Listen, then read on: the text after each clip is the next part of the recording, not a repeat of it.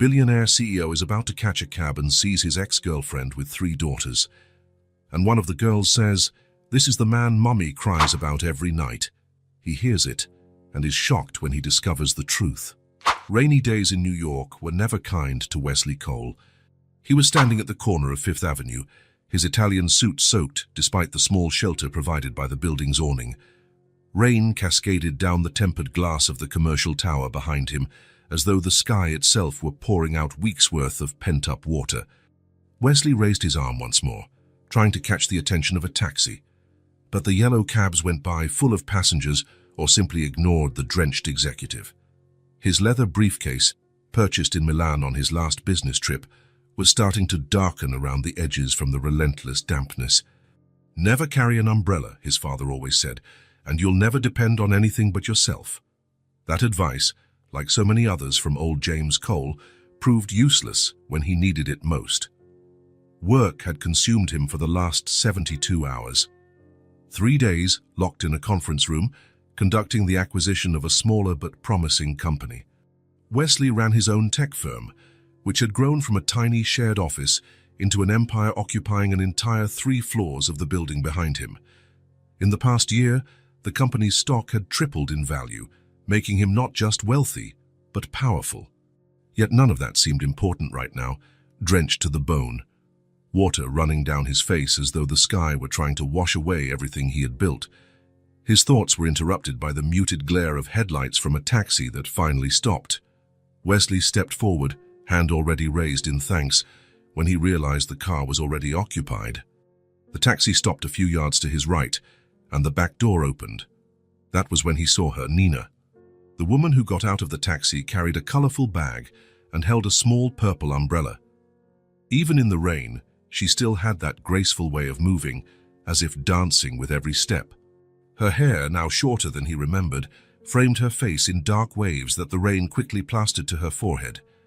Wesley felt his body freeze in place, unable to move, as time seemed to slow down. It had been 5 years since he'd last seen her.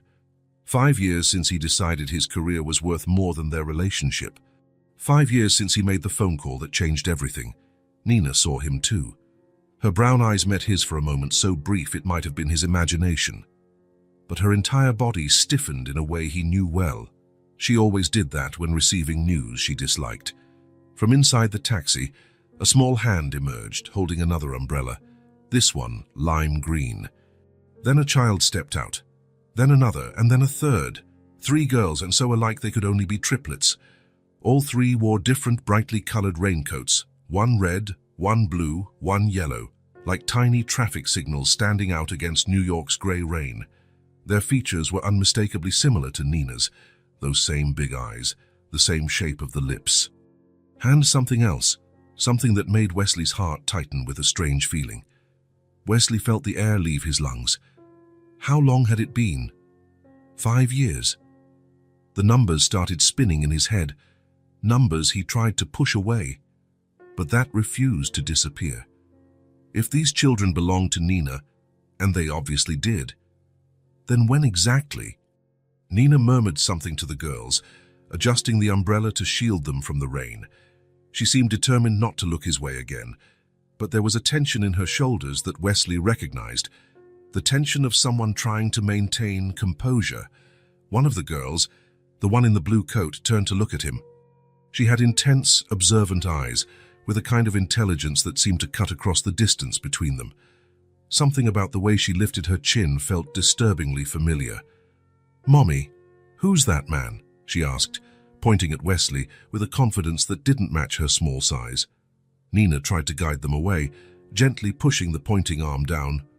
"No one important. Let's go, we have shopping to do," she said, her voice trying to sound casual, but Wesley could hear it tremble slightly, even from that distance.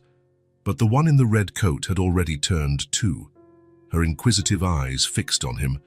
She had a wilder look, hair escaping her little hat, damp strands sticking to her forehead. "I've seen him in a photo," she said, with that brutal honesty only children possess. "It was on your nightstand, wasn't it, Mommy?" Nina didn't answer, just gripped the girl's hand tighter. Wesley could see her breathing quicken, see how she bit her lower lip. a habit he knew so well from another time, another life. The third one, wearing yellow, quieter than the others, walked closer to her mother and held her hand. She seemed more observant, her eyes moving between Wesley and her mom, picking up on the tension in the air with an awareness beyond her few years. "That's the man who makes Mommy cry every night," she declared, in a voice so clear it cut through the sound of the rain like a sharp arrow. It was as if someone had thrown a bucket of ice water on Wesley, not the rain that was already soaking him, but something deeper, more cutting. The child's words, spoken with the blunt simplicity of childhood truth, hit him like a physical blow. His body reacted instinctively, taking a step toward them without thinking. "Nina," he managed to say, his voice nearly swallowed by the storm's roar. She finally looked at him, face to face. Her expression, which he had memorized years ago, line by line, had changed. More tired, stronger. The gentle girl he'd shared a tiny apartment with in Brooklyn had turned into a woman with defined lines around her eyes and firmness around her mouth. That look, though, that look he recognized. It was the same one she gave him on the last night they spent together when he announced he was leaving for California. A look that said, "You're hurting me, but I'm not going to show you how much." Nina said nothing. She just looked at him, and in that gaze Wesley saw 5 years of lonely nights, muffled cries into pillows, doubts and anger, and worst of all, a pain he had caused and then fled from, leaving her to deal with it alone. The girl in the blue coat tugged at Nina's sleeve. "Mommy, I'm hungry," she said, breaking the moment's tension. Nina blinked, as though waking from a trance, and turned her attention to her daughters. "Come on, girls," Nina said, her voice controlled, forcing itself to sound normal for the children. "We need to buy ingredients for dinner." Without another word or another look, she turned and began to walk away, the 3 small, colorful figures following her like ducklings after their mother. The girl in the blue coat looked over her shoulder one last time, her eyes fixed on Wesley with a curiosity that made him shiver. There was something in that gaze, something so familiar it hurt. The taxi drove off, splashing rainwater around his expensive Italian shoes, which now seemed absurdly costly and pointless. Drops trickled from the tip of his nose, from the edge of his chin, like involuntary tears his body shed for him. Wesley stood there, motionless under the downpour that now pounded his head with full force. His phone vibrated in his pocket, most likely his assistant asking where he was, when he'd be back at the office, what decisions needed to be made. His unread emails were surely piling up, executives waiting for his approval to move forward with a multi-million-dollar deal. He didn't answer. None of that mattered now. His feet started moving almost of their own accord, not toward the office, not toward another cab, but following the path Nina and the 3 girls had taken. Part of him knew this was madness, that he should go back to work, that he had a meeting in less than an hour with people who'd flown in from another continent just to see him. But it all felt like it belonged to another dimension now, distant and insignificant. The rain showed no sign of stopping, and Wesley walked like a man in a trance. People passed by, some staring at him curiously. After all, it was unusual to see an executive in a pricey suit, wandering around in a downpour without even trying to cover himself. An older lady offered him a spare umbrella, but he barely heard her. His eyes locked on the 4 silhouettes ahead. A few blocks later, he saw the quartet enter a corner grocery store. Wesley stopped, undecided. Going in would force a confrontation none of them were ready for. The children didn't deserve to witness what could become a difficult scene. But standing in the rain, waiting, but for what? What did he hope to achieve? The words of the girl in yellow echoed in his mind. "That's the man who makes Mommy cry every night." Nina had cried for him, not just back then, but for years. And the children knew. What else did they know? What had Nina told them about him? A few doors down from the grocery store, there was a cafe with a small covered outdoor area. Wesley headed there, sitting on a worn wooden bench that creaked under his weight. From where he sat, he could see the store's entrance, although partially hidden by a stand of bright flowers that defied the grey day. A waitress approached, looking concerned at the soggy state of her customer. "Hey, you all right?" she asked, then added, "Need any help?" Her voice carried a hint of classic New York impatience. but also a bit of genuine concern. "Coffee. Black," Wesley answered, without taking his eyes off the grocery store entrance. "Are you sure you don't want a towel too?" she asked, raising an eyebrow at his miserable appearance. "Just the coffee, thanks," he muttered, pulling out some damp bills from his wallet. The waitress shrugged and left. Wesley remained still, water dripping from his hair, forming a small puddle at his feet. Sitting there, soaked and stunned, Wesley felt the past return like a film he couldn't stop watching. The pivotal moments that had led him here played in his mind with painful clarity. 5 years earlier, he and Nina shared a small apartment in Williamsburg. She was studying design, working part-time at a gallery. He had just launched his startup, spending sleepless nights coding, hoping to impress investors. They were young, in love, full of dreams. On good days, when he closed a small deal, he brought her flowers.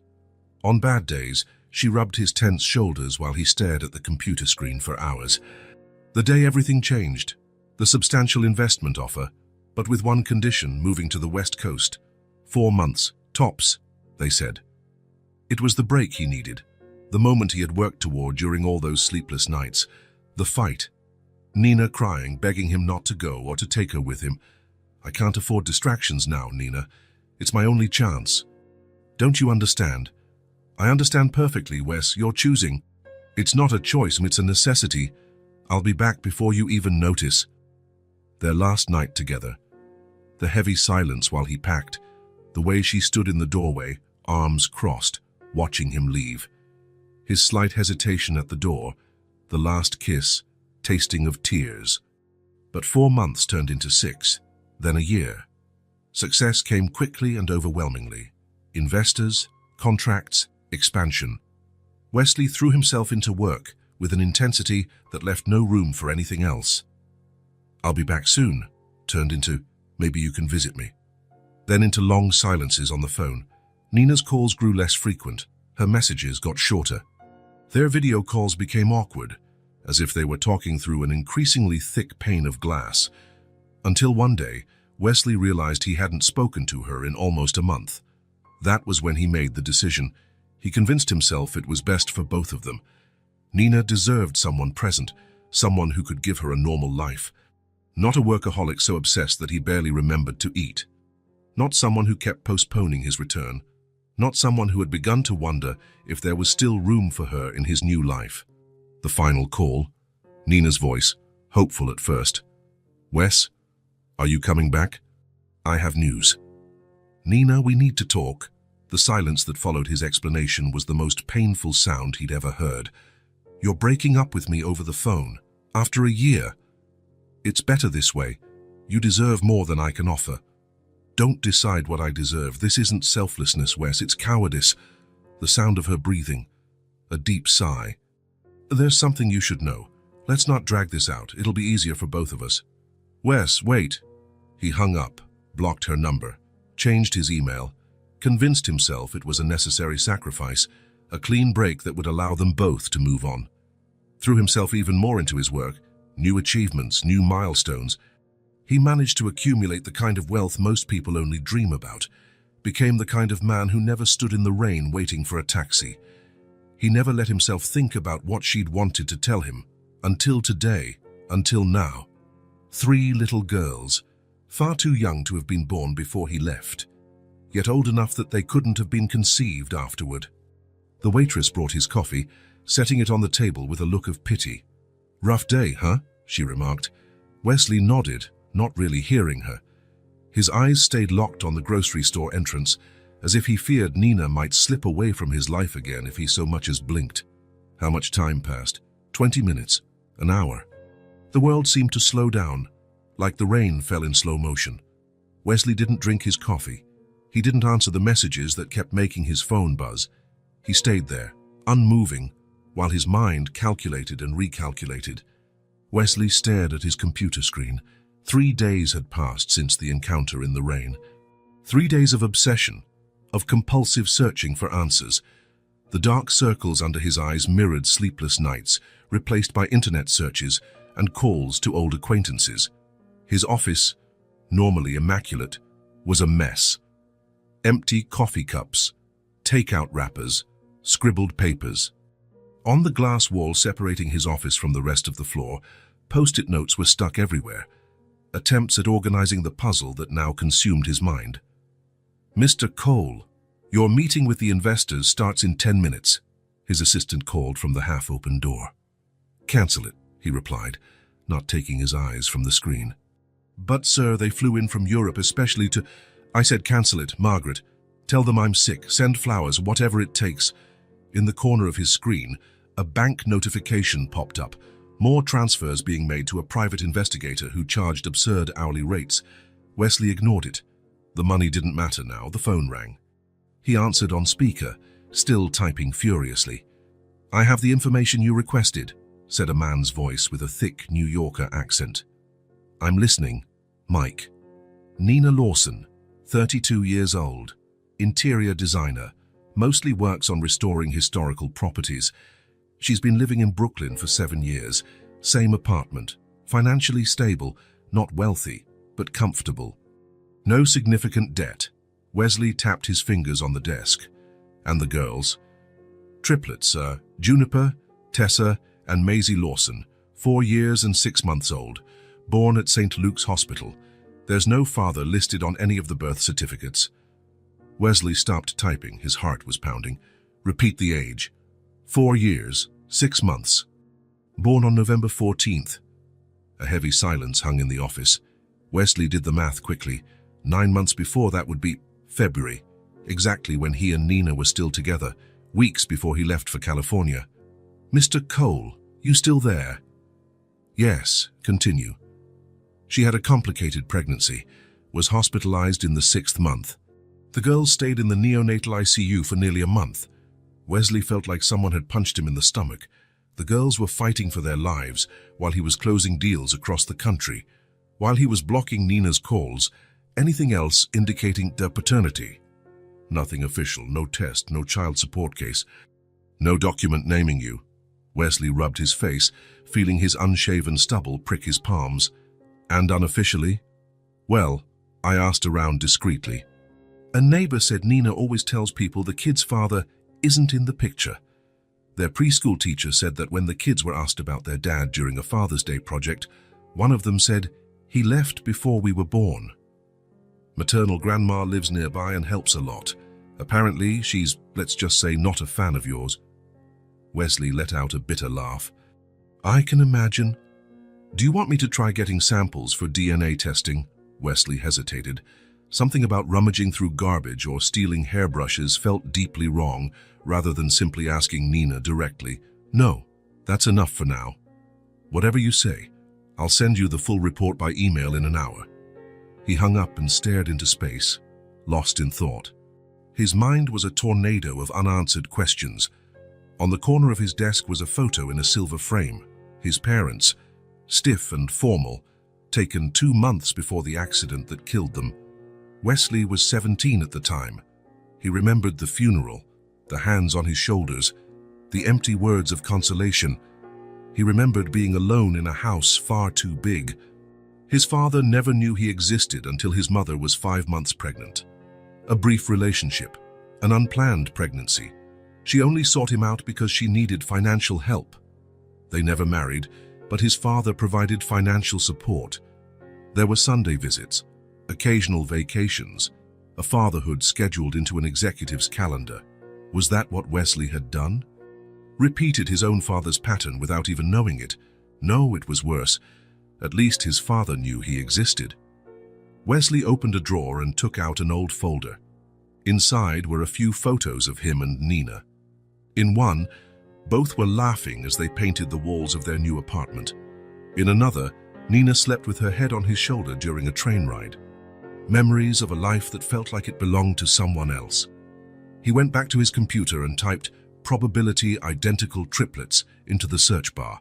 The results said it was rare, 1 in 200 million births, a statistical anomaly, a biological miracle. He clicked images and saw pictures of sets of triplets, studying the faces, trying to see resemblances to the girls he'd seen in the rain. "Mr. Cole," his assistant appeared again. "The investors are furious. Mr. Takahashi is demanding to speak with you personally." Wesley didn't respond. Instead, he picked up his phone and showed her a photo he had taken discreetly the previous day. Nina and the three girls leaving a building. "Who do they look like to you, Margaret?" His assistant, unsettled by the question, examined the photo. "The girls. Well, they look a lot like their mother, obviously, but—" She narrowed her eyes. "They have something of you, too. In the shape of their faces, and this one has your exact smile." Wesley nodded slowly.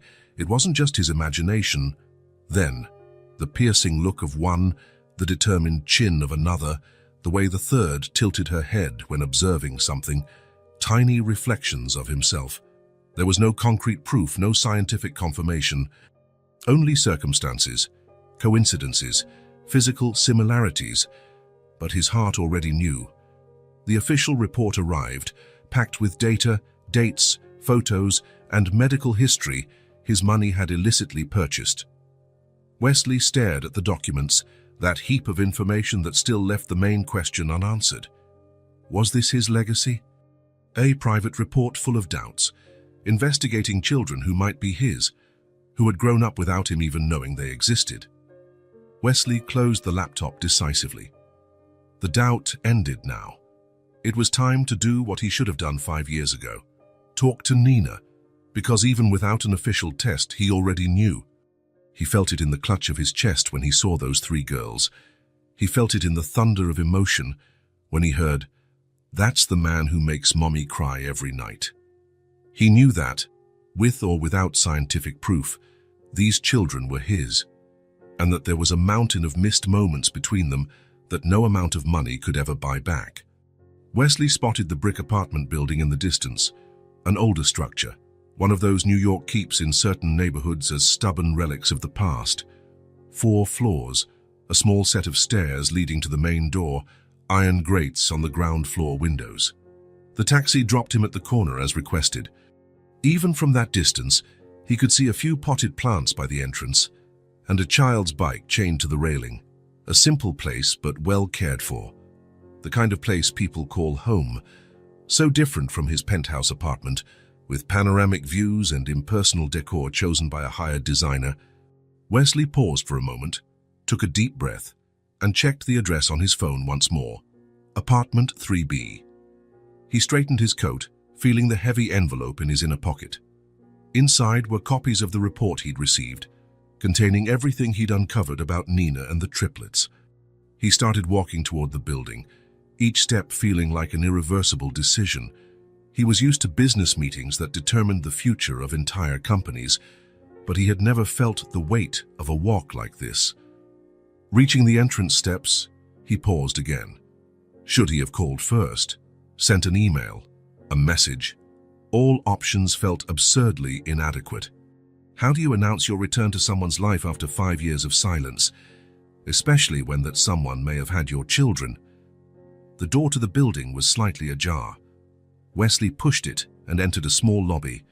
There was no doorman, just a row of mailboxes on the right wall and a staircase on the left. He looked for Nina's name on the mailboxes and found it. N.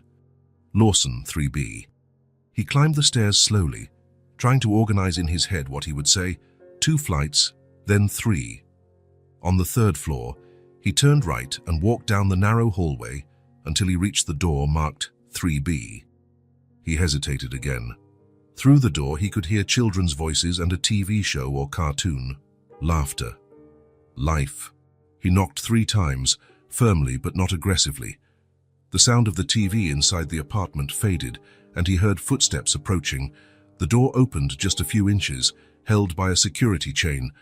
Nina's brown eyes appeared in the gap, first surprised, then cautious. "What are you doing here?" she asked in a tense whisper. "We need to talk," Wesley replied, keeping his own voice low. "We have nothing to talk about," Nina said, starting to close the door. "Please, 5 minutes." The door stopped closing. Nina remained silent for a few seconds, then sighed. "Wait here." The door closed completely. Wesley heard movement inside the apartment, Nina speaking words he couldn't make out, followed by the sound of another door closing.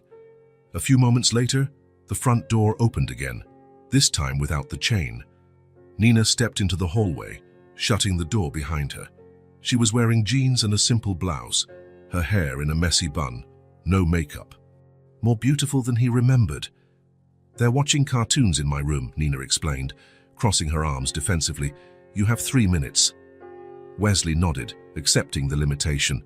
"How are they?" he asked, genuinely interested. Nina raised an eyebrow. "Is that it? You show up after 5 years to ask how they are?" "No, How do you think they are, Wesley? They're happy, healthy children in spite of you, not because of you." Her words hit him like stones, precise, painful, true. "I didn't know," he finally said. "I didn't know about them." Nina let out a bitter laugh. "Of course you didn't. You hung up when I tried to tell you, blocked my number, changed your email, vanished completely." "I know. And there's no justification for that." "No, there isn't." A heavy silence fell between them. On the other side of the door, a child's laughter could be heard. "They're my daughters?" Wesley finally asked, although he already knew the answer in his heart. Nina's face flickered slightly, as if the question itself were insulting. "Yes," she replied simply. Wesley closed his eyes for a moment, absorbing the impact of that single word. As much as he had suspected, hearing the confirmation made his world spin. "Why didn't you ever try to find me after? It wouldn't have been hard." "Pride, at first," Nina replied without hesitation. "Then for protection. They didn't need someone who might disappear again." Wesley nodded. It made sense. "I want to meet them, Nina." "No, they're my daughters too." "Now it's convenient. So you want in?" she asked, her tone icy. "Now that they're small and cute and haven't cost you a single sleepless night, you want to show up and play daddy?" Wesley took a step back, hit by the harshness of her words, but he couldn't deny there was truth in them.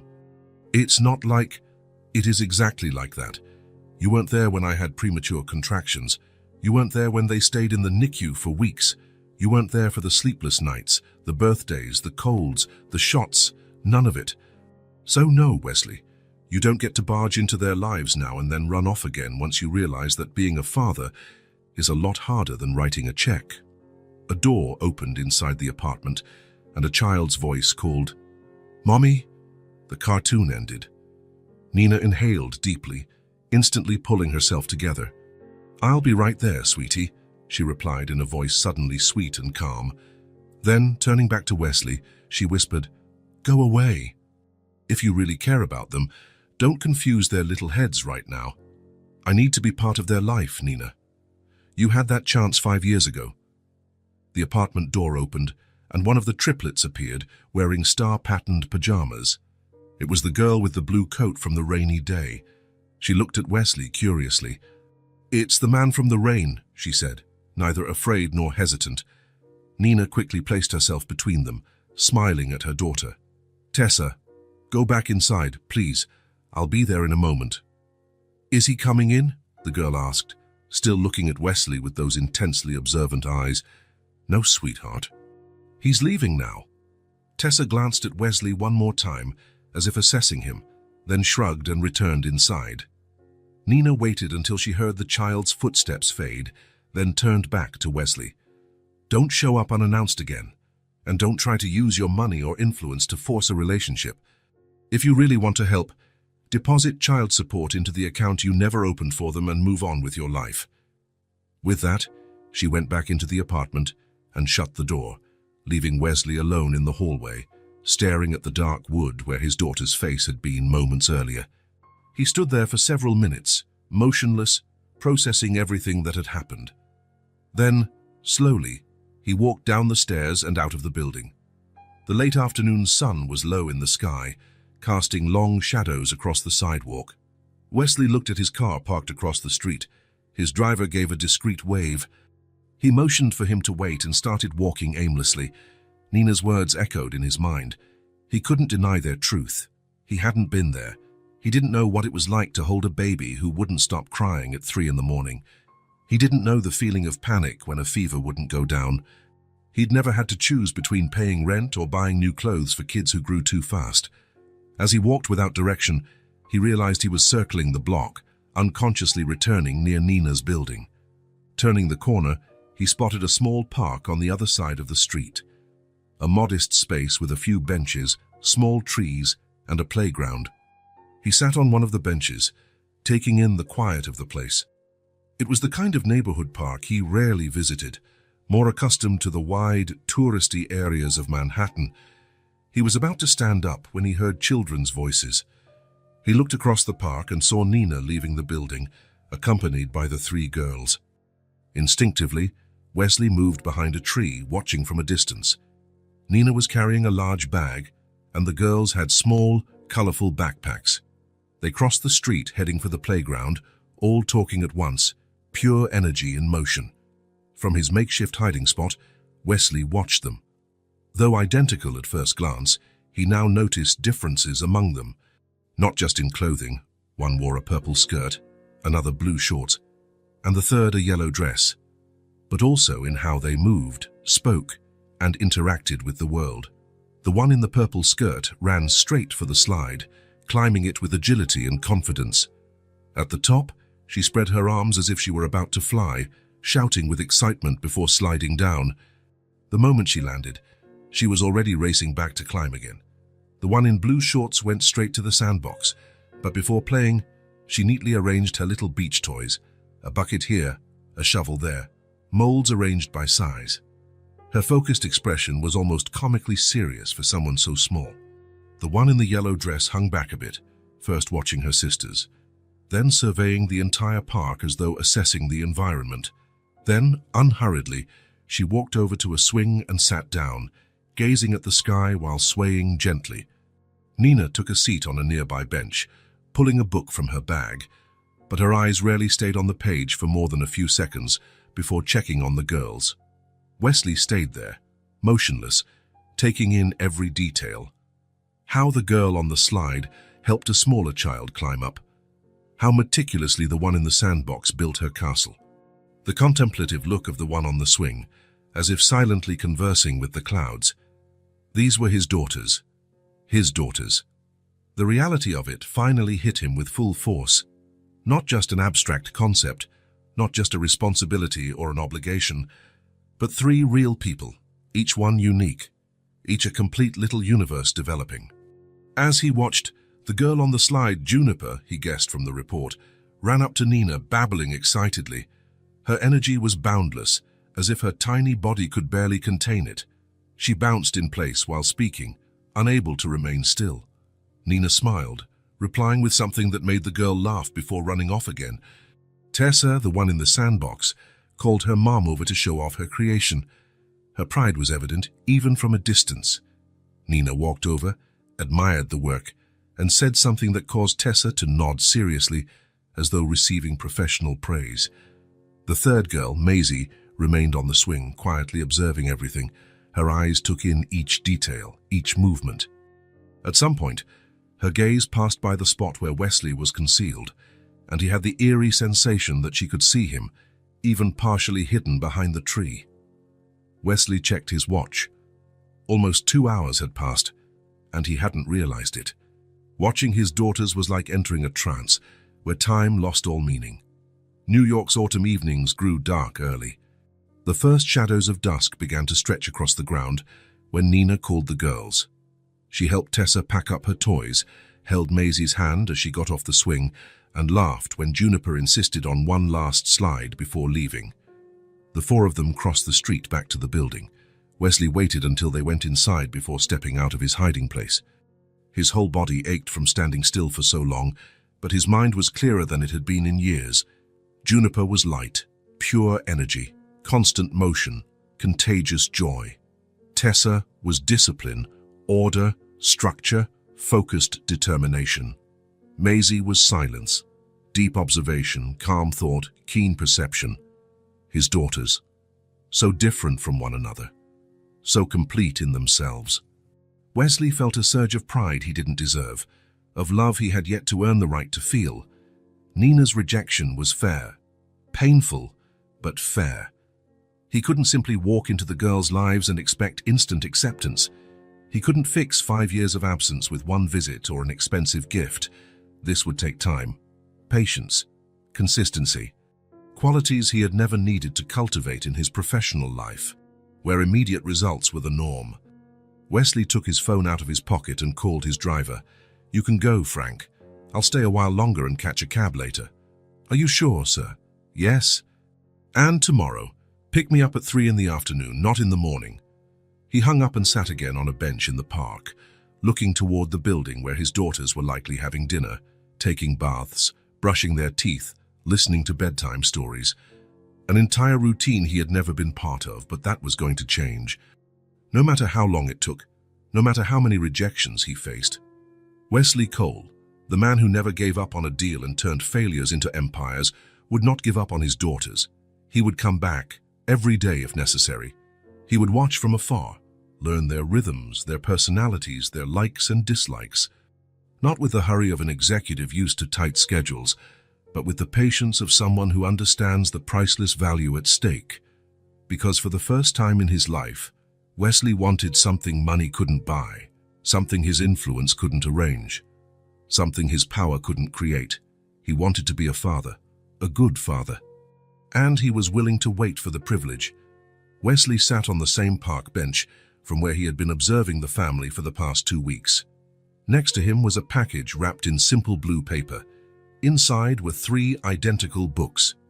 It hadn't been easy picking them. He'd spent hours in a children's bookstore in Midtown, lost amid bright shelves, flipping through covers and pages. The clerk had tried to help, but how could he explain that he was looking for something for 3 girls he didn't really know, whose tastes he was clueless about, whose lives he had missed? He finally found a story about a girl who discovers a secret garden, a classic his own mother had read to him when he was a child, before the business world swallowed up the simplicity of bedtime stories. Now, watching the window of apartment 3B, Wesley did the math. Nina left every morning at 8:30 to take the girls to preschool. They returned around 4 in the afternoon. That time window was perfect. At 9 o'clock, when he saw the small group cross the street, Wesley waited until they vanished around the corner. Then, he quickly crossed over to the building. He got in without difficulty. After 2 weeks of observation, he had noticed that the front door was rarely locked during the day. He climbed the stairs quickly, heart pounding.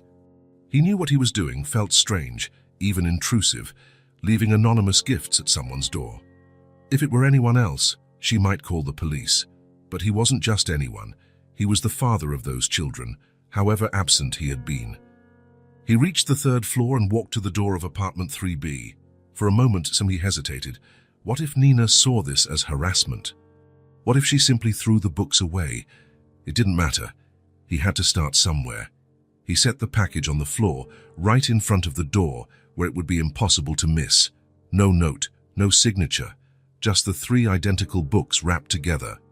He hurried back down the stairs and out of the building without looking back, blending into the flow of New Yorkers on the sidewalk. For the rest of the day, he couldn't concentrate.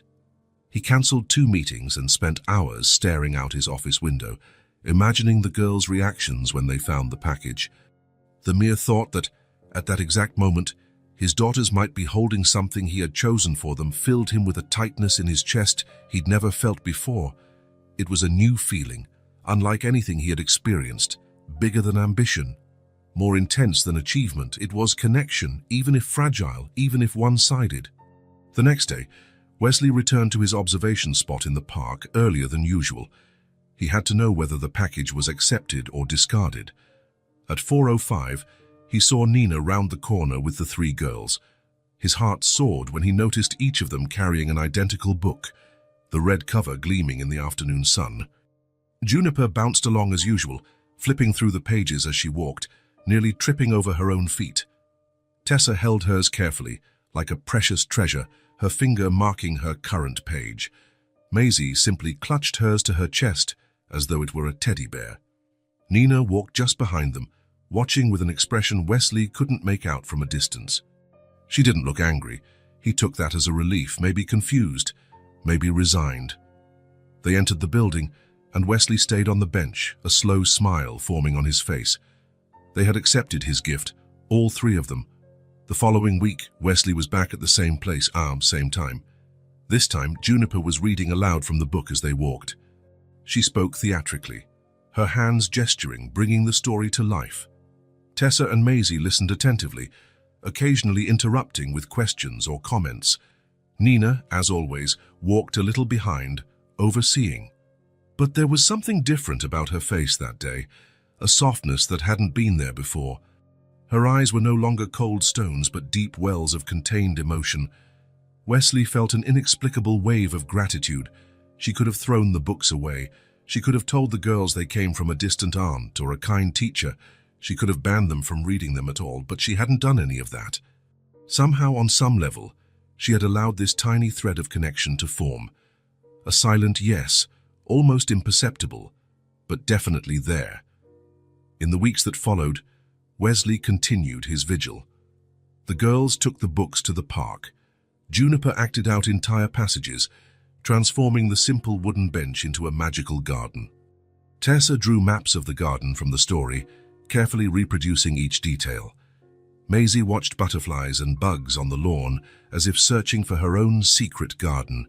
One particularly clear day, from his usual bench, Wesley witnessed something that made his heart stop.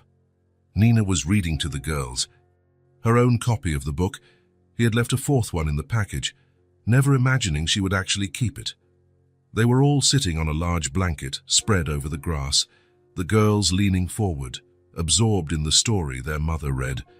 He could hear fragments of her voice carried by the breeze. "When you plant a seed of joy." Something inside him bloomed at that moment, like the garden in the story. A space that had remained closed and neglected now received the first rays of sunlight after a long winter. That night, for the first time in years, Wesley dreamed. Not about acquisitions or mergers, not about growth charts or financial reports. He dreamed of a garden where 3 little girls ran among wildflowers, their laughter echoing like music. And he was there, kneeling in the rich soil, planting something precious, something that would grow for years, decades, something that no fortune could buy. When he woke, Wesley understood what had changed. For the first time since he'd discovered the girls, he no longer felt that desperate urgency to make up for lost time, to force an immediate relationship. Now there was patience, the kind of patience gardeners know well, a deep understanding that some things can't be rushed, that some seeds need time to germinate, that some flowers only bloom when they're ready. The girls had accepted his gift. Nina had allowed it. That was enough for now. The first silent yes, the first half-open door, the first planted seed. The books had been just the beginning. In the next 2 weeks, Wesley left other small gifts at the door of apartment 3B. 3 simple jigsaw puzzles, all with the same number of pieces but different images, a set of crayons and drawing pads, 3 small colored flashlights that projected stars onto the ceiling. Everything anonymous, everything in triplicate, always without a note. His lawyer had suggested formalizing the situation. "We can file for paternity recognition, establish visitation, define support," the man had said, as if discussing a standard corporate merger. Wesley refused. That would turn something that should feel natural into something legal, cold eye imposed.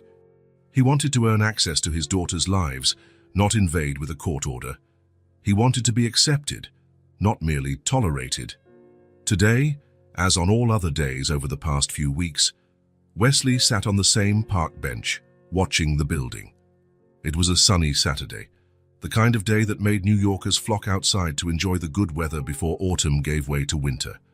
3 weeks ago, he would have spent a Saturday like this golfing with investors or having lunch at an exclusive restaurant overlooking Central Park. Now, he was sitting on a worn-out bench in jeans and a simple shirt, hoping to catch a glimpse of 3 little girls who didn't even know who he really was. At some point, he took a rubber ball he'd bought at a convenience store out of his pocket and began tossing it idly, just to occupy his hands. It was red and blue, the kind that bounces high when thrown on the ground. The building's front door opened, and Wesley straightened on the bench. Nina came out first, followed by the triplets, all wearing shorts and t-shirts, light clothes to enjoy the unexpected autumn warmth. As always, he observed the subtle differences among them. Juniper wore a unicorn print shirt and purple shorts. Tessa had her hair pulled back in a neat ponytail, and wore blue shorts with a plain white tee. Maisie, in yellow shorts, had a small flower tucked behind her ear. The girls were carrying something Wesley couldn't quite see from a distance. It seemed to be, yes, the books he had left for them. His heart skipped a beat. They were still reading them weeks later. The small group crossed the street toward the park, but instead of heading to the playground as usual, the girls ran to the open, grassy area on the left. Nina sat on a nearby bench, taking a book from her bag. She seemed more relaxed today, less on guard, allowing the girls a bit more freedom. Wesley continued tossing the ball up and down, trying to appear casual. The girls had sat on the grass, each with her book, forming a small circle. He could hear their high-pitched voices drifting through the air, but not enough to discern the words. And then the unexpected happened. The ball slipped from his hand, bounced high, and rolled toward the girls. Wesley stood up immediately, but hesitated. If he went after the ball, he'd have to approach them. Nina would see him, and maybe that would ruin everything. Perhaps it was better to just leave the ball. Too late. Juniper had already noticed the red and blue ball rolling toward her. She jumped up and grabbed it, then looked around for the owner. Her eyes locked with Wesley's, and he saw the exact moment of recognition on her face. It was the man from the rain, the man who watched from afar. For a moment, Wesley hoped she would simply throw the ball back and return to her books. Instead, to his surprise, Juniper started walking toward him, holding the ball, an inquisitive smile lighting up her face. "Is this yours?" she asked when she was close enough. Wesley nodded, unable to speak at first. It was the first time he'd heard one of his daughters speak directly to him, without the filter of distance. "Sorry, it got away," he finally managed to say. Juniper looked at the ball in her hands, then at him, assessing. "You're the man from the rain," she stated, not as a question but as a fact. Wesley swallowed hard. "Yes, that's me." "Are you following us?" she asked, with that direct honesty only children have. "No," he answered quickly, then corrected himself. "Maybe a little. I live nearby." Juniper seemed to accept that explanation without question. She glanced over her shoulder at her sisters, who were still sitting with the books, now watching the interaction with interest. "Wanna play?" Juniper asked, raising the ball. Wesley's heart felt like it was going to explode in his chest. An invitation, a small, precious invitation into their world. "I'd love to," he replied, getting up from the bench. Juniper flashed a wide grin and ran back to her sisters. Wesley followed, acutely aware that Nina was surely observing, but not daring to look in her direction. The other two girls stood up when Juniper approached. Wesley stopped a few steps away, worried about scaring them. "He's gonna play with us," Juniper announced, as though it were the most natural thing in the world. Tessa, always the cautious one, eyed him with curiosity and a bit of reserve. "Mom said not to talk to strangers," she reminded them. "But he's not a stranger," Juniper insisted. "He's the man from the rain, and he lives close by." Wesley felt a wave of panic. At any moment, Nina could step in and stop this. At any moment, he could lose this fragile chance. "So your sister is right," he said, crouching to their level. "You shouldn't talk to strangers. My name is Wesley. What are your names?" "I'm Juniper," said the girl with the unicorn shirt. "This is Tessa, and that's Maisie. We're triplets." "Triplets?" Wesley feigned surprise. "That's really special." Maisie, who had been observing quietly, took a step forward. "Did you give us the books?" she asked in a soft but clear voice. The question caught him off guard. How did she know? He cast a quick glance at Nina, who was now standing but hadn't come over yet. She was just watching, tense, letting things unfold. "Why do you think that?" he asked carefully. "Because you look at us the way the books look," Maisie replied, with a childlike logic that disarmed him completely. Wesley felt something warm and liquid forming behind his eyes. He blinked quickly. "Yes," he finally admitted, "it was me." Tessa, who was still holding her book, took a step closer. "Thank you," she said formally, like a tiny grown-up. "I really liked Mary. She's organized like me." It was the first time anyone had thanked Wesley for something not related to money or power. He couldn't even recall it happening before. The impact of that simple thank you was greater than any applause he'd ever received after a corporate speech. "You're welcome," he replied, his voice slightly choked. "Let's play," Juniper insisted, bouncing the ball on the ground. They formed a circle, and Juniper explained the rules of a game she seemed to be inventing on the spot. Something about throwing the ball and naming an animal before passing it along. The game began simply, with Wesley tossing the ball gently and naming common animals. Soon, though, Juniper started hopping while throwing. Tessa demanded they list animals in alphabetical order, and Maisie giggled every time Wesley tried to catch particularly tricky throws. Within minutes, he was completely absorbed in the game, forgetting that they were being watched, forgetting everything except these three little girls before him. He missed a particularly high ball and fell onto the grass, laughing, much to the girls' delight. "You're really bad at this," Juniper declared amid laughter. "So bad," Wesley agreed, sitting up on the grass. "I'll need more practice." "We can teach you," Tessa offered, in that serious tone that seemed to be her trademark. "I'd love that," he replied honestly. Then he felt a small hand touch his. Maisie had come to sit beside him without him noticing, and now she held his hand, examining it as if it were a fascinating object. "Your hands are big," she observed. "I guess they are," Wesley said, almost afraid to move, worried any motion might make her pull away. Maisie kept holding his hand, apparently content with the contact. Juniper, unable to stay still for long, started running in circles around them, humming a made-up tune.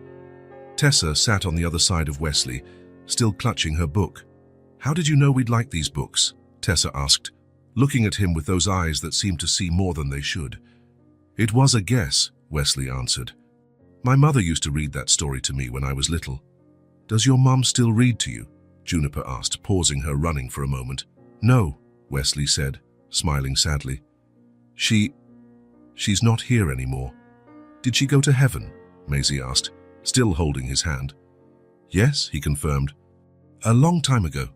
"That's sad," Juniper declared, sitting in front of him and completing the circle again. "Do you have a dad?" "No," Wesley replied. "Not anymore either. But it's okay. It's been a long time." The three girls looked at him with identical expressions of sympathy, and Wesley felt a wave of love so intense that it might burst his chest. These three kids, who barely knew him, were offering more genuine compassion for the orphan he'd once been than any adult in his life ever had. "We don't have a dad either," Juniper said. "Juniper," Tessa scolded her. "Mum said not to talk about that with people." "But he doesn't have parents either," Juniper argued. "It's kind of the same." Wesley found himself frozen, heart pounding. What should he say? How should he respond? "Everyone has a father," he finally said carefully, "even if he doesn't live with you." The girls seemed to ponder this. "Do you know our mom?" Tessa asked after a moment of thought. "Yes," Wesley admitted. Knowing honesty was better. "We used to be friends." "Are you friends now?" Maisie asked, gazing at him with those eyes that seemed to penetrate far deeper than he wanted. Wesley looked toward Nina, who was now slowly approaching the group, her face a mix of emotions he couldn't fully decipher. "We were," he answered truthfully. "I'm trying to be again." The three girls appeared satisfied with that answer. Juniper jumped up again, unable to remain seated for long. "Let's play more," she exclaimed, grabbing the ball. Nina arrived just then. Wesley braced for a confrontation, for her to pull him away. To his surprise, she just stood there, observing. "Mom!" Juniper cried excitedly. "This is Wesley. He played ball with us, and he gave us the books." Nina looked at Wesley for a long moment. "I know who he is," she finally said in a neutral voice. "He said you guys used to be friends," Tessa commented, glancing between the adults curiously. "We were," Nina confirmed after a brief hesitation. "And now?" Maisie asked, always perceptive. Nina glanced at her daughter, then at Wesley, who was still holding Maisie's hand. "Now we're figuring it out," she replied. Wesley felt something loosen in his chest. It wasn't forgiveness, it wasn't full acceptance, but it was space, it was possibility. "Girls, it's almost snack time," Nina said. "Can Wesley have a snack with us?" Juniper asked immediately. "Not today," Nina replied gently but firmly. We have to go to Grandma's house, remember? The girls gathered their books and belongings, looking disappointed. Maybe another day, Nina added, surprising both Wesley and the girls. Promise? Juniper asked, looking at her mother with pleading eyes. We'll see, Nina answered diplomatically. Tessa approached Wesley, who was now standing. Thanks again for the books, she said. Will you come back tomorrow? If your mom doesn't mind, Wesley replied, looking at Nina. Nina held his gaze for a moment, then gave a barely perceptible nod. 3 o'clock, she said, at the playground. Not more than an hour. Wesley felt a surge of gratitude so strong it nearly made him dizzy. Thank you, he said sincerely. Maisie, who still hadn't let go of his hand, gave it a small squeeze before finally releasing it. It felt like sealing a deal, a silent promise. Bye, Wesley, Juniper shouted, already running toward the park exit. See you tomorrow, Tessa said, following her sister at a calmer pace. Maisie just smiled, a small smile more apparent in her eyes than on her lips, before trailing after her sisters. Nina gave Wesley one last look, somewhere between caution and reluctant acceptance, before heading after the girls. Wesley stood there for a long time, watching them go. His entire body seemed to pulse with a new energy. For years, his life had been defined by what he acquired, what he accumulated, what he built from a distance. Today, for the first time, he experienced what it meant to truly take part, not control, not direct, not influence, but simply be present, vulnerable, authentic. A simple game of catch on the grass. A small hand wrapped around his, a genuine thank you for something that truly mattered. He was no longer the distant man, the watcher, the stranger in the rain. For the first time since he'd bumped into Nina on that rainy afternoon, Wesley Cole was simply a man taking part in the lives of 3 little girls. A man who threw a ball, who laughed, who missed catches, who tumbled, who hugged. A man trying to learn how to be a father. And tomorrow, at 3 o'clock, he would get another chance to keep learning. 3 weeks had passed since that first ball game in the park. 3 weeks of almost daily meetups, always at the same time, always at the same place. 3 weeks in which Wesley had become a constant presence in the triplets' afternoons. A routine fell into place more naturally than he could have predicted. At 3 o'clock, Wesley would arrive at the park. By 3:10, Nina showed up with the girls. By 4:15, he'd say goodbye, promising to come back the next day. Nina rarely joined in their play, staying a few yards away, reading a book or working on her tablet, watching, always watching. He learned the name of every doll, each favorite story, each small fear. He learned that Juniper hated carrots, that Tessa arranged her colored pencils by size and hue, that Maisie whispered to butterflies when she thought no one was looking. Nina's initial reserve began to soften, not in big gestures, but in small concessions. A coffee offered on a cold day, a casual comment about Tessa's progress in reading, a reluctant smile when he tripped trying to show the girls how to do a somersault. It was almost peaceful, almost normal. As if they were building a gentler version of reality, where the painful past was just a faded blur. But Wesley knew it was only temporary peace, built on shaky foundations. A house of cards that a strong gust could topple, because the truth hung between them, unspoken but ever present. He had left once, he could leave again.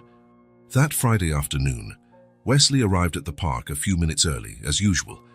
He brought 3 little bundles of recycled paper he had prepared following an online tutorial. He wanted to show the girls how to plant sunflower seeds in the paper and then transfer them directly into soil. To his surprise, Nina was already there, sitting on a bench alone, without the girls. His stomach tightened immediately. Something had changed. "Where are they?" he asked as he approached, trying to keep his voice casual, masking the sudden fear that she had decided to end their meetings. "They're with my mother," she said, indicating the bench beside her. "We need to talk." Wesley sat down, placing the seed paper package next to him. His entire body felt tense, bracing for whatever was coming.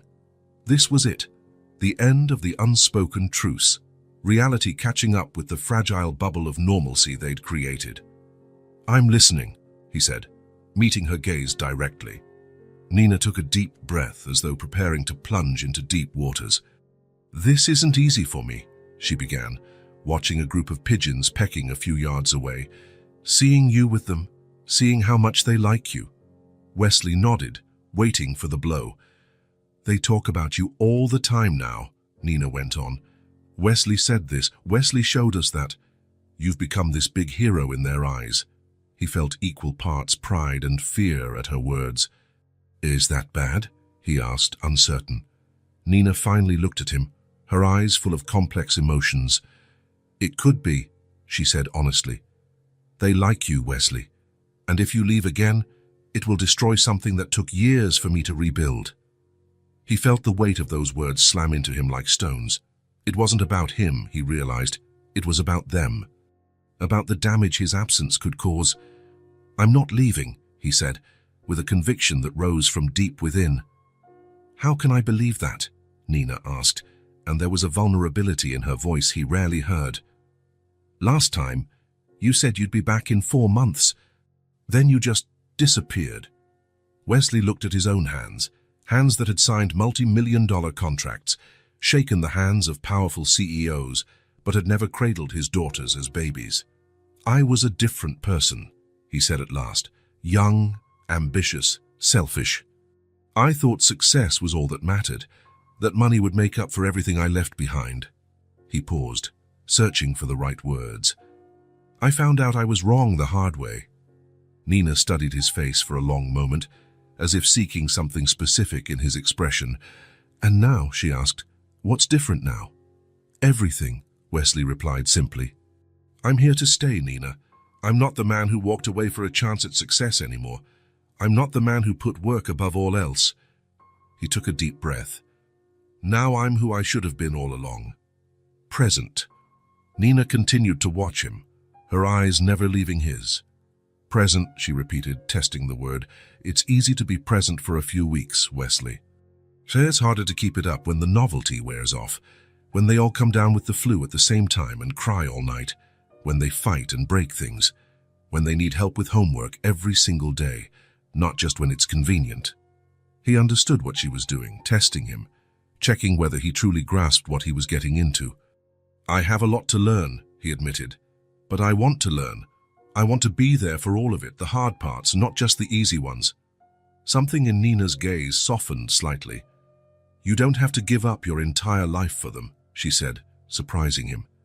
"I know you have a company to run, responsibilities. I don't expect you to become a full-time dad overnight." "But I want to," Wesley said, with a conviction he didn't know he had until that moment. "I've built an empire that can operate without me hovering every second.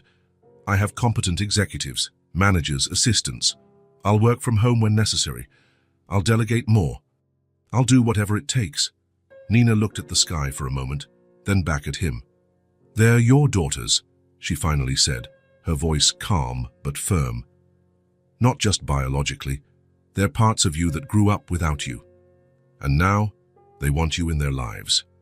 Wesley felt the weight of that truth he already suspected, but which was now openly acknowledged between them. Not as an accusation or burden, but as a reality that had to be recognized before they could move forward. "I know," he said, his voice a little shaky, "and knowing that obligates me. It obligates me to be better." A silence settled over them, but it was different from the tense silences of before, more contemplative, almost companionable. "They ask about you," Nina said after a moment, "about who you are to them. It's time to tell them the truth, Wesley." He felt a chill run down his spine. The truth, hearing them call him Dad. It was what he wanted most, but it also terrified him. What if he wasn't good enough? What if he let them down again? "Will they accept me?" he asked, exposing his vulnerability in a way he never would under any other circumstances. "They already do," Nina replied with a small smile. "They just don't know exactly what they're accepting yet." Wesley nodded, taking in the meaning of her words. "When?" he asked. "This weekend," Nina replied. "Sunday. I'm making lunch at my place. You come over and we tell them together, like responsible adults, like parents." The word hovered between them, heavy with significance. Wesley felt a wave of gratitude so intense that he could barely speak. "Thank you," he finally whispered, "for giving me this chance. I know I don't deserve it." "It's not for you," Nina answered honestly. "It's for them. It always was for them. Everything I've done for the last 5 years was for them." "I know," Wesley said, "and I'm forever grateful." Nina checked her watch. "I need to pick them up at my mom's," she said, standing. "Sunday at noon. Don't be late." "Never again," Wesley promised, aware she'd understand the broader meaning of those words. Nina started to leave, then paused and turned around. "Just so you know, my mother still doesn't like you." Wesley laughed, a surprising sound in that moment. "I don't blame her. I wouldn't like me either, if I were in her place." "She'll need time," Nina warned. "I have all the time in the world now," he replied. Nina nodded and walked away through the park. Wesley remained sitting, watching her go, feeling a strange mix of fear and hope. On Sunday at 11:45, Wesley stood before the door of apartment 3B, holding a small pot with a sunflower plant. He'd thought about bringing fancy gifts, expensive toys, but in the end he chose simplicity, a sunflower for them to plant together. He knocked, taking a deep breath to calm his nerves. It was surprising how this moment made him more anxious than any business meeting ever had. Nina opened the door, wearing a simple dress and her hair down. "Punctual," she noted with a slight smile. "Come in." The apartment was exactly as he'd imagined, warm, organized but lived in. Walls covered with the kids' drawings, shelves full of books, plants on the windowsills, a real home, not a glossy magazine spread. The triplets were in the living room, sitting on the floor around the coffee table, drawing. Their heads snapped up in unison when he walked in. "Wesley!" Juniper exclaimed, jumping to her feet. "You came for lunch," he smiled, his heart pounding. "I did," he confirmed, "and I brought something we can plant together." "A sunflower," Tessa noted, coming closer to inspect the plant. "It'll grow really tall." "Taller than you?" Maisie asked, joining her sisters. "Much taller," Wesley assured her, handing Nina the pot. "Sometimes taller than a grown-up." The girls seemed fascinated by the idea. Nina placed the pot on the kitchen windowsill and began bringing dishes to the table. "Can I help?" Wesley offered. "You can set the table with the girls," she replied. "They know where everything goes." The next few minutes were spent in a sort of domestic dance completely new to Wesley. The girls showed him where the silverware, glasses and napkins were. Juniper insisted he fold the napkins in a special way.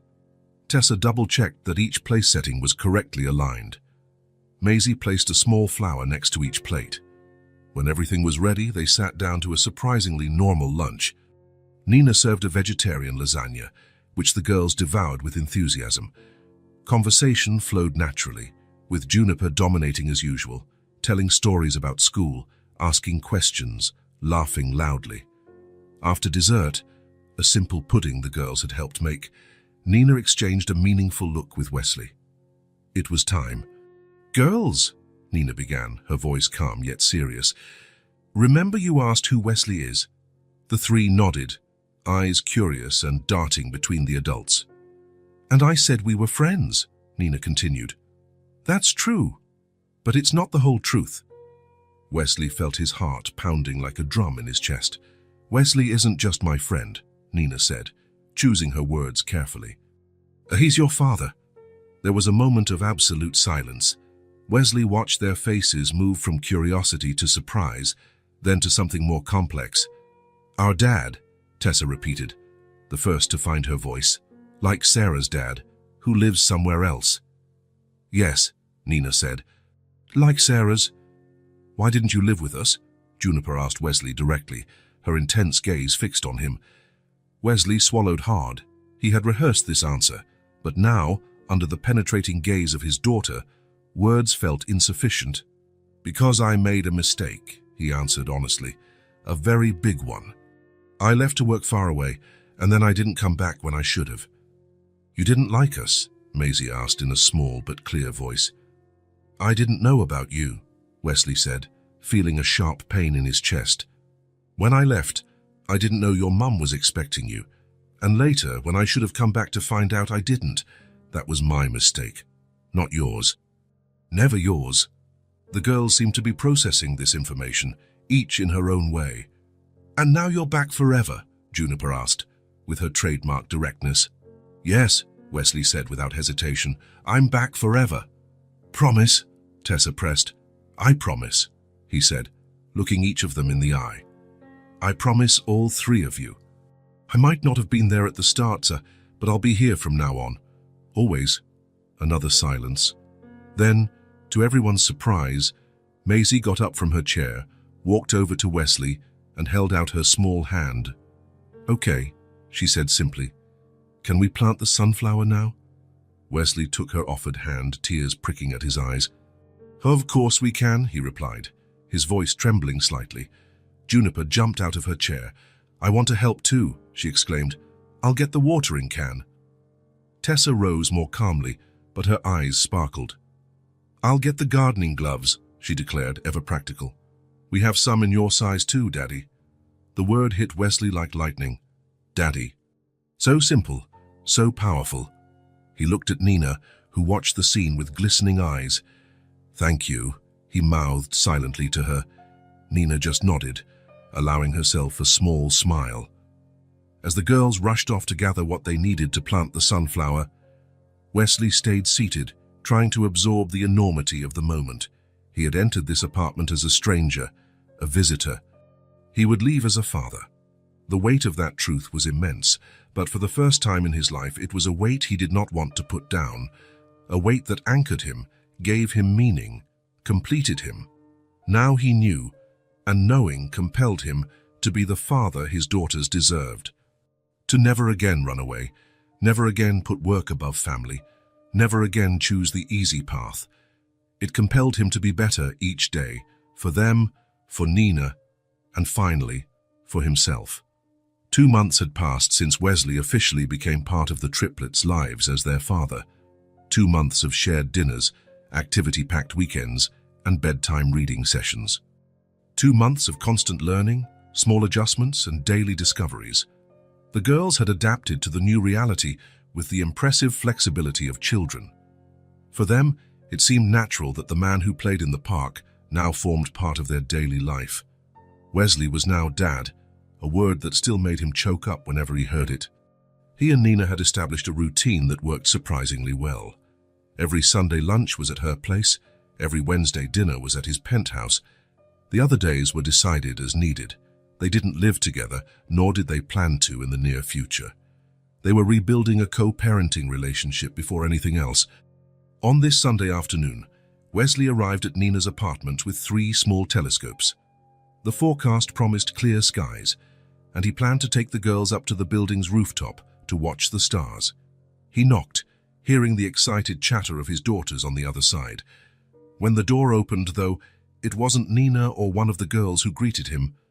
Instead, he found himself face to face with a woman of about 60, her grey hair in a severe bob, her sharp eyes assessing him coldly. "So it's you," she said, her tone containing more judgment than curiosity. Wesley swallowed hard, instantly recognizing her. Evelyn Lawson, Nina's mother, the triplets' grandmother. The woman who, according to Nina, would need a lot of time to accept him. "Mrs. Lawson," he greeted, extending a hand. "It's a pleasure to finally meet you." Evelyn eyed his outstretched hand as though it might be contagious, but after a moment's hesitation, she gave it a brief shake. "Come in," she said, stepping back from the door. "Nina's almost done making lunch." "The girls are in the living room." The tension in the air was palpable as Wesley walked in.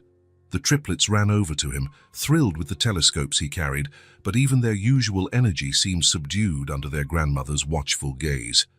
"Daddy, Grandma came to have lunch with us," Juniper announced. "That's great," Wesley replied, smiling at Evelyn, who did not return the gesture. "It's always nice to meet family." "Part of the family," Evelyn corrected, making it clear he didn't yet qualify in her eyes. Nina appeared from the kitchen, drying her hands on a dish towel.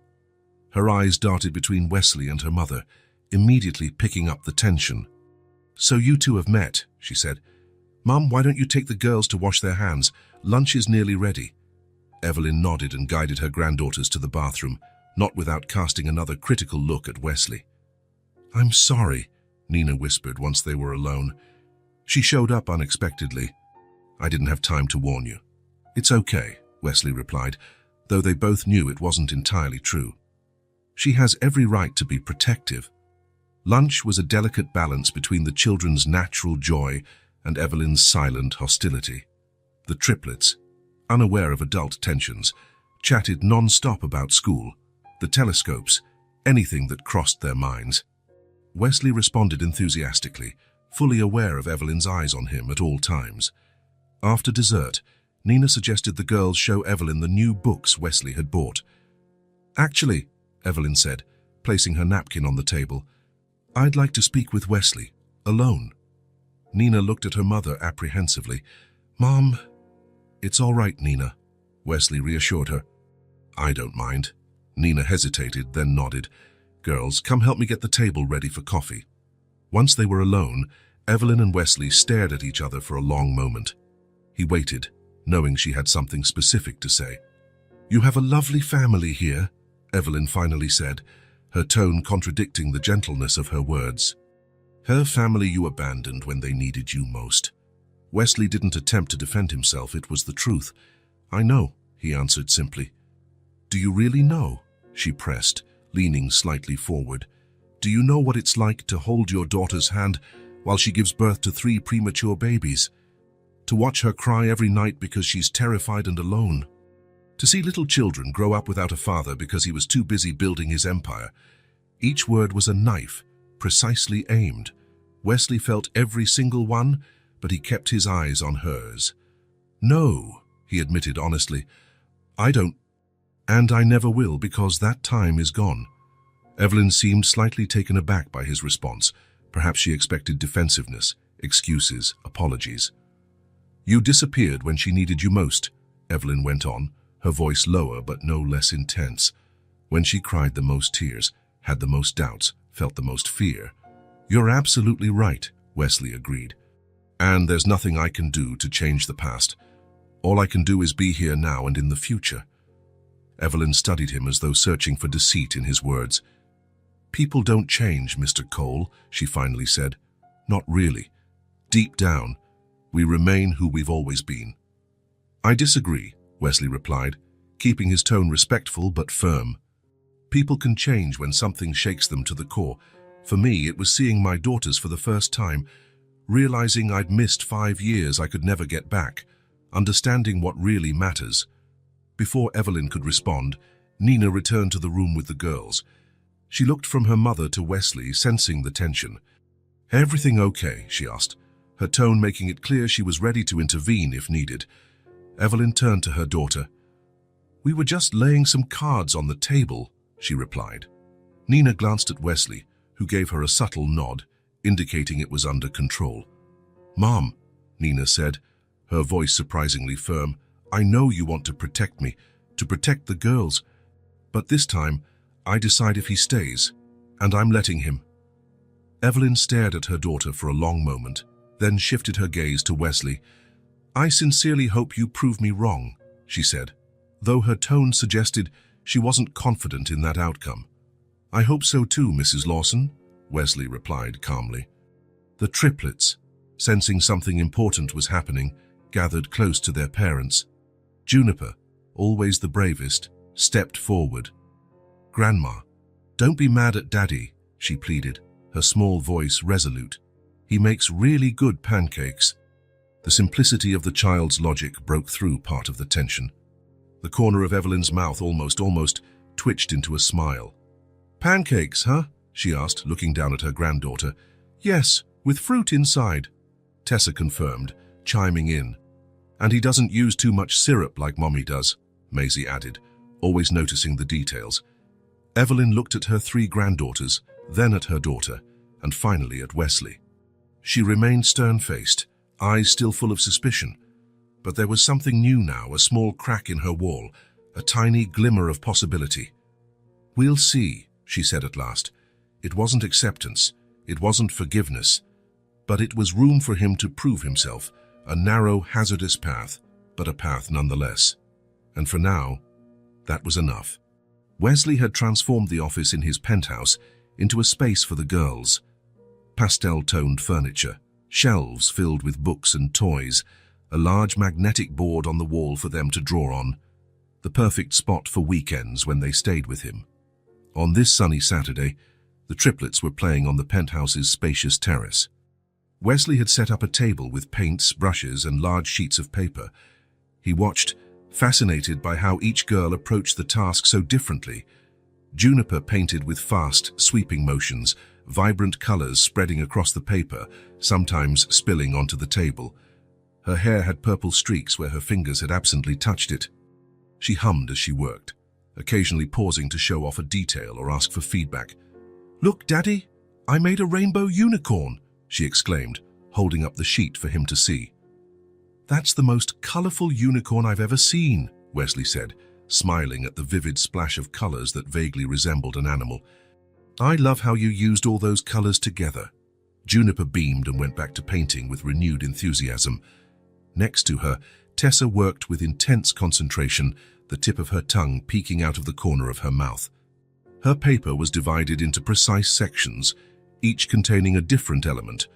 A sun in one corner, perfectly spaced clouds, a house with symmetrical windows. "It's looking very organized, Tessa," Wesley commented as he moved closer. "I like how you planned everything out."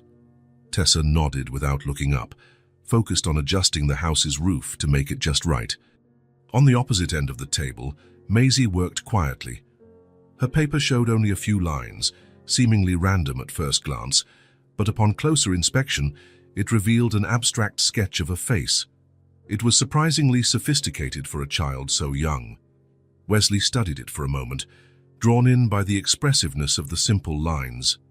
"Maisie, this is incredible," he said, genuinely impressed. "You have real talent.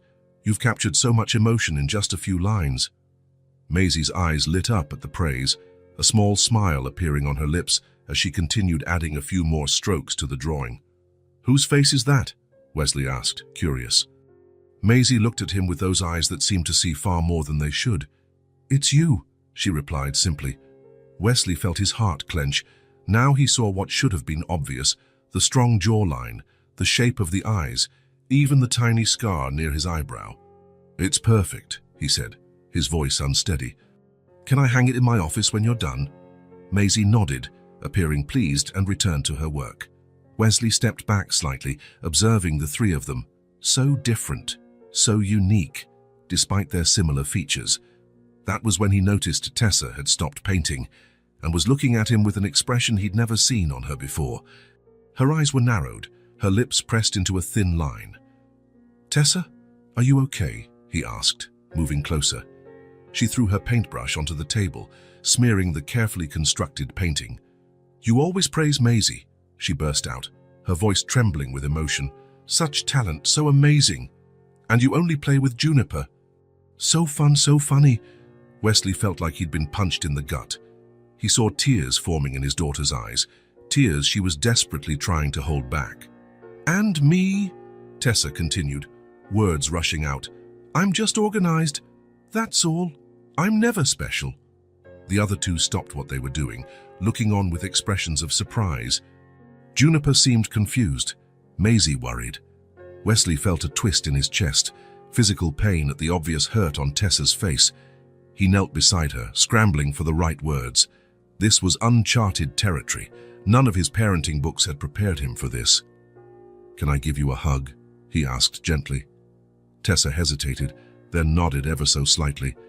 Wesley wrapped his arms around her, feeling her small body gradually relax against him. When he pulled back, he saw that she was still fighting tears. "I'm so sorry, Tessa," he said, pouring sincerity into his words. "I really am. You're right." The surprise on her face was clear. She had expected denial, not agreement. "I've been paying more attention to the bright, noisy things," he went on. "Juniper's bursts of color, Maisie's unexpected ideas. And I forgot to give the same value to what's steady, reliable, and deep." Wesley picked up her painting, studying it with fresh appreciation. "Your organization isn't just organization. It's your amazing mind at work, planning, creating order out of chaos. It's how you think, how you see the world. It's a superpower, Tessa, and I've been a fool not to notice it sooner." Her eyes widened as she took in his words. "I promise I'll do better," Wesley vowed. "Because loving you three doesn't mean giving out equal praise or attention. It means seeing each of you for who you really are, listening to what each of you needs." He looked at all three girls, including them in his next words. "You may be triplets, but you're three different people with three different hearts, and my job as your dad is to get to know each one." Tessa studied him closely, weighing the sincerity in his face. After a moment, she gave a small nod of acceptance that meant everything. "Can I show you something else I made?" she asked timidly. "Of course," Wesley said, sitting beside her. Tessa opened her backpack and took out a meticulously organized notebook. Inside were lists, calendars, detailed plans. "I like organizing stuff," she explained. "I make plans for everything." Wesley flipped through the pages, impressed by the detail and care. There was a layout for the triplets' upcoming birthday party, still months away, a gift list she wanted to give her mom and sisters for Christmas, a map of the zoo with the most efficient route to see every animal. "This is extraordinary, Tessa," he said, genuinely amazed. "Your mind works in a way mine never could. You see patterns, build structures. That's an incredible talent."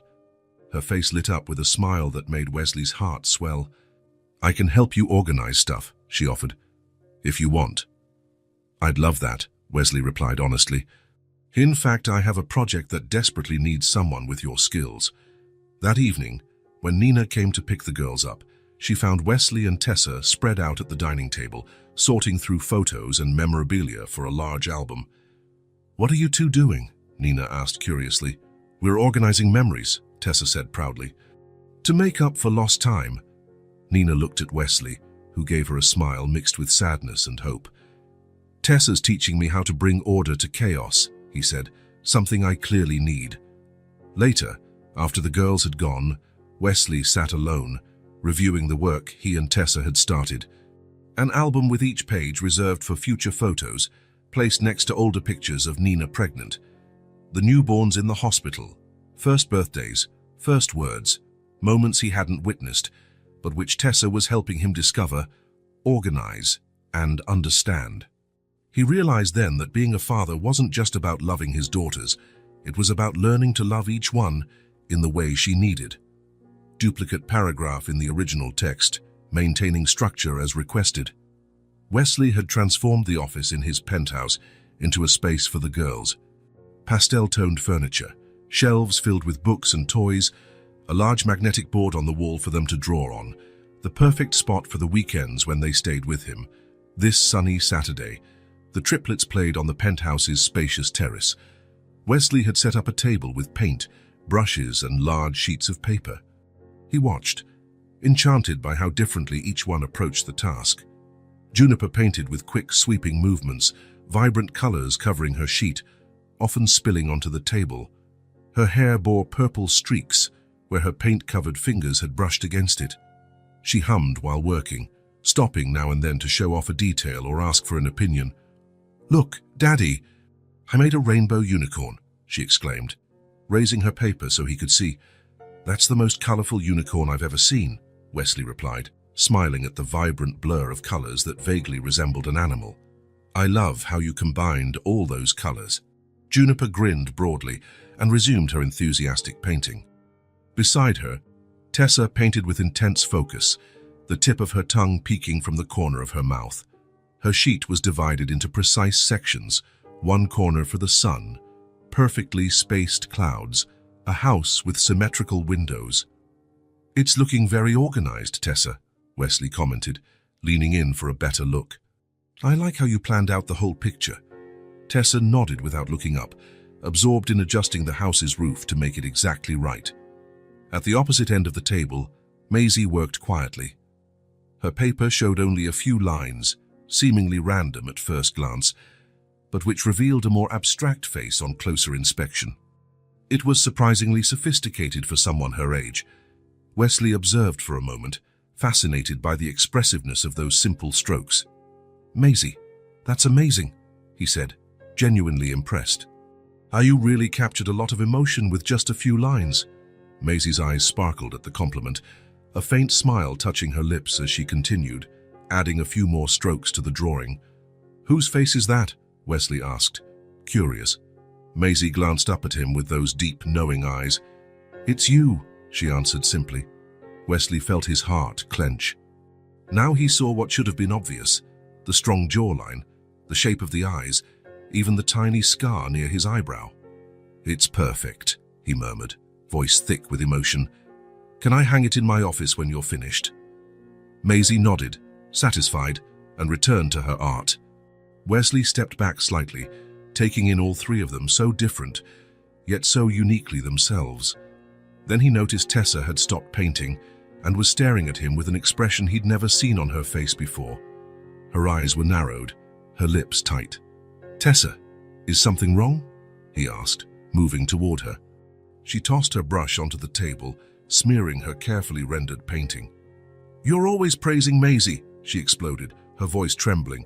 "She's so talented, so incredible, and you only play with Juniper. So fun, so funny." Wesley felt as though he'd been punched.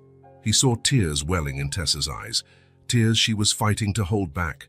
"What about me?" Tessa continued, words tumbling out. "I'm just organized. That's it, I'm never special." The other two froze, watching with wide eyes. Juniper looked confused, Maisie worried. Wesley's chest tightened. It was physical pain to see Tessa in such distress. He knelt beside her, searching for the right words. This was entirely new territory, something none of his parenting research had prepared him for. "Is it okay if I hug you?" he asked gently. Tessa hesitated, then gave a tiny nod. Wesley wrapped his arms around her, feeling her rigid little body slowly relax. When he pulled back, he saw she was still blinking back tears.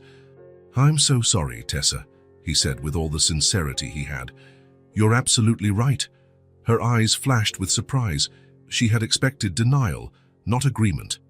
"I've been paying too much attention to bright, loud things," he explained. Juniper's flashes of color, Maisie's unusual ideas. "I forgot to give the same value to what's steady, reliable, and quietly deep." He picked up her painting, looking at it with fresh respect. "Your organization isn't just organization. It's your brilliant mind at work, planning, creating order out of chaos. It's how you think, how you see everything. It's a superpower, Tessa.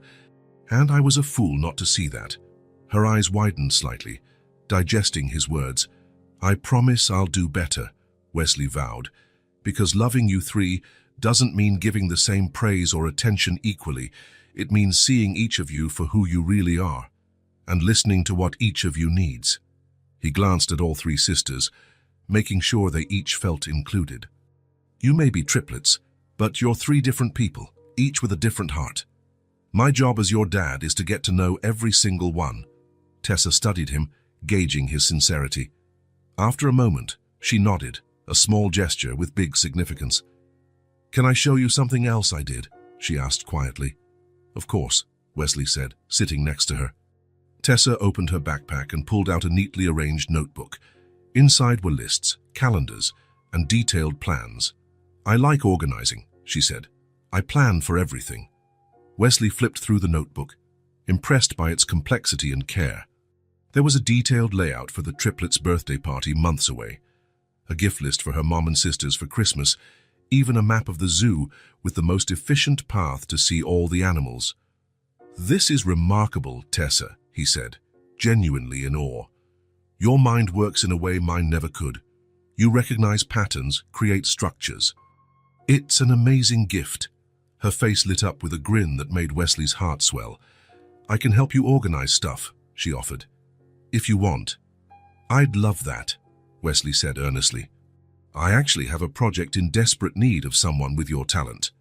That evening, when Nina arrived to pick up the girls, she found Wesley and Tessa huddled over the living room table, organizing photos and memories into a large album. "What are you two up to?" Nina asked, intrigued. "We're organizing memories," Tessa answered proudly. "To make up for lost time." Nina looked at Wesley, who gave her a smile mixed with sorrow and hope. "Tessa's showing me how to impose order on chaos," he said, "a skill I obviously need." Later, after Nina and the girls had left, Wesley sat alone, flipping through the pages he and Tessa had worked on.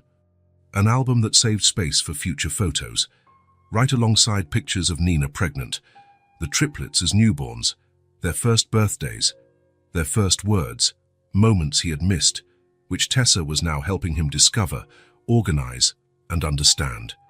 He realized then that being a father wasn't just loving his daughters, it was learning to love them in the ways each one needed. The scent of cinnamon and melted butter filled Nina's kitchen.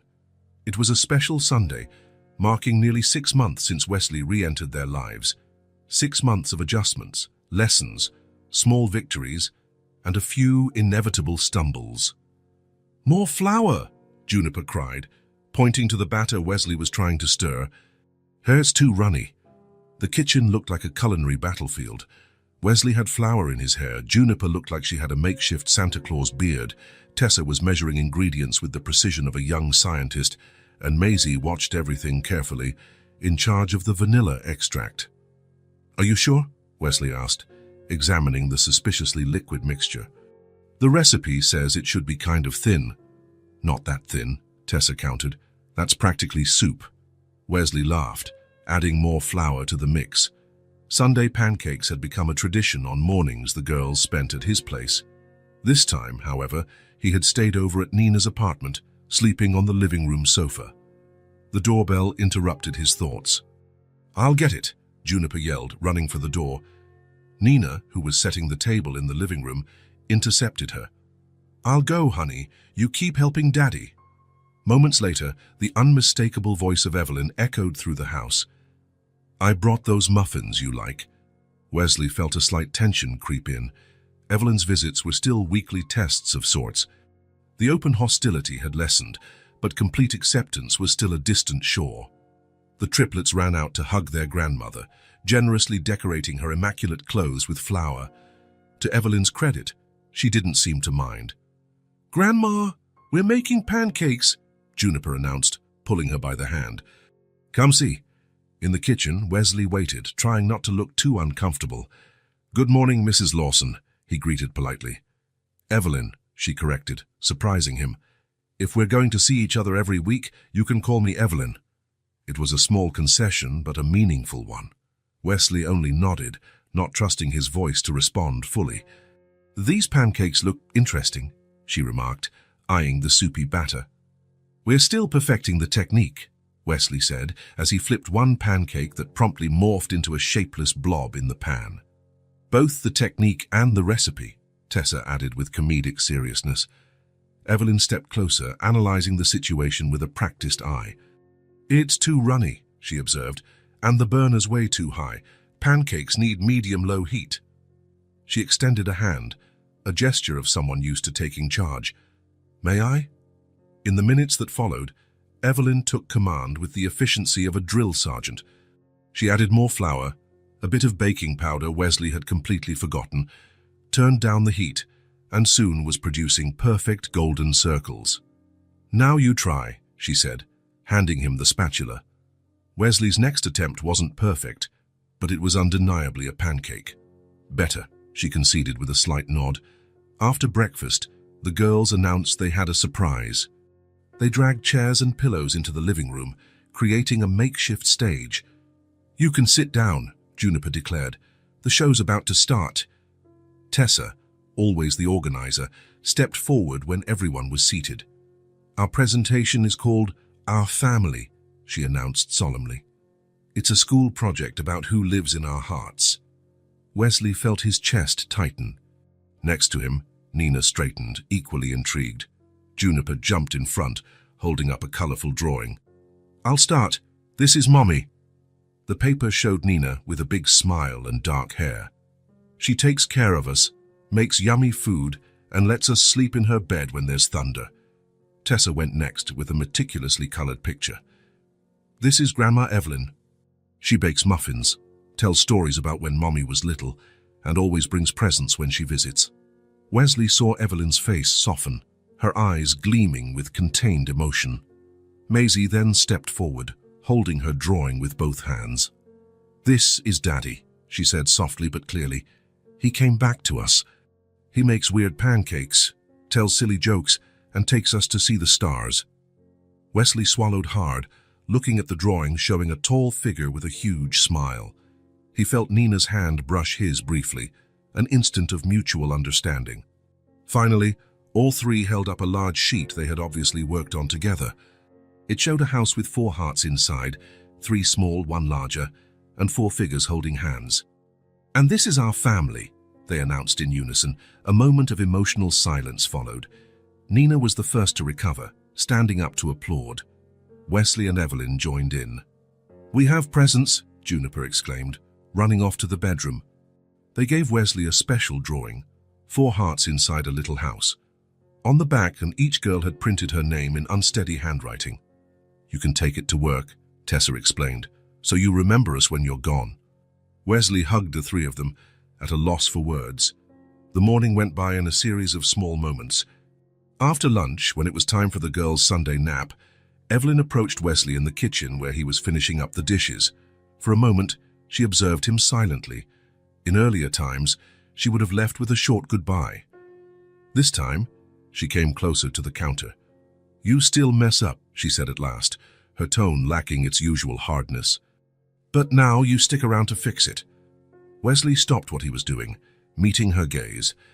It was the closest thing to an endorsement he had ever received from her, not a warm hug or a welcome to the family, but something deeper, an acknowledgement of his persistence, his willingness to learn, to improve, to remain. "Thank you," he said simply. "Next Sunday, I can teach you the proper pancake recipe," she offered, adjusting her scarf. "If you'd like. I'd like that very much." After Evelyn left and Nina briefly went out for a client meeting, Wesley sat on the couch flipping through a magazine. He heard soft footsteps and saw Maisie come in, rubbing her sleepy eyes. Without a word, she climbed onto the couch and snuggled against him as if it were the most natural thing in the world. "Couldn't sleep?" he asked quietly. "I dreamed about stars," she murmured, yawning. Wesley wrapped his arm around her, amazed at the child's effortless trust. It was one of those moments that still caught him by surprise, the casual closeness, the complete acceptance only children offer. A few minutes later, as Maisie was drifting back to sleep, she opened her eyes briefly. "Mommy doesn't cry anymore," she whispered, with that startling clarity she sometimes had. Wesley felt a lump in his throat. "Me neither," he whispered back. Maisie smiled before returning to slumber. Wesley stayed still, soaking in the warmth of that little body and the bond that had been denied both of them for so long. When Nina came back, she found them like that. Wesley on the couch with Maisie asleep on his lap. A look of peace on his face she had never seen before. Their eyes met. Nina said nothing, but her shoulders relaxed from a tension she might have carried for years. And at last, she smiled, not just with her lips, but with her entire being. A smile starting at her shoulders and rolling through her like a wave of relief. Wesley was no longer the man who left, the one who put success first. He had become the father who stayed, the father who learned daily, the father who made flawed pancakes, tied clumsy braids, forgot doll names. But who was there? Every day. He hadn't become a father the day he found out about them. He became a father the day he chose to love and remain. When he understood that true commitment lies in small daily acts, in the steadiness that builds trust step by step. In a love that, once it finds fertile ground, grows its roots deeper each passing day. If this story touched your heart, subscribe to the channel and turn on notifications so you don't miss the next ones. Leave a like because it helps this story get recommended to more people. See you in the next story.